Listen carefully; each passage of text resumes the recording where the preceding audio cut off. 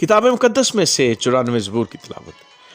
ऐ खुदावंद, ऐ इंतकाम लेने वाले खुदा, ऐ इंतकाम लेने वाले खुदा जलवागर हो। ऐ जहान का इंसाफ करने वाले उठ, मगरूरों को बदला दे। ऐ खुदावंद, शरीर कब तक शादियाना बजाया करेंगे। वो बकवास करते और बड़ा बोल बोलते हैं, सब बदकरदार लाफजनी करते हैं। आए खुदावंद, वो तेरे लोगों को पीछे डालते हैं और तेरी मिरास को दुख देते हैं।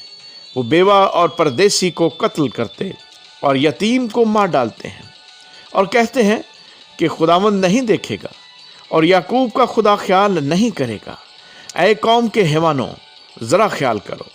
ऐ अहमको, तुम्हें कब अक्ल आएगी। जिसने कान दिया, क्या वो खुद नहीं सुनता? जिसने आंख बनाई, क्या वो देख नहीं सकता? क्या वो जो कौमों को तंबी करता है और इंसान को दानिश सिखाता है, सज़ा न देगा? खुदावंद इंसान के ख्यालों को जानता है कि वो बातिल है।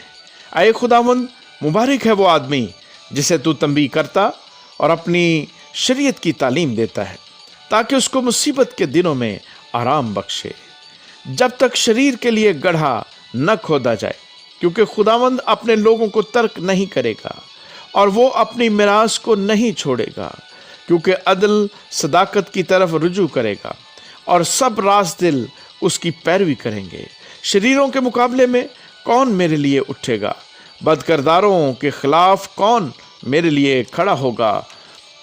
अगर खुदावंद मेरा मददगार न होता तो मेरी जान कब की आलम खामोशी में जा बसी होती।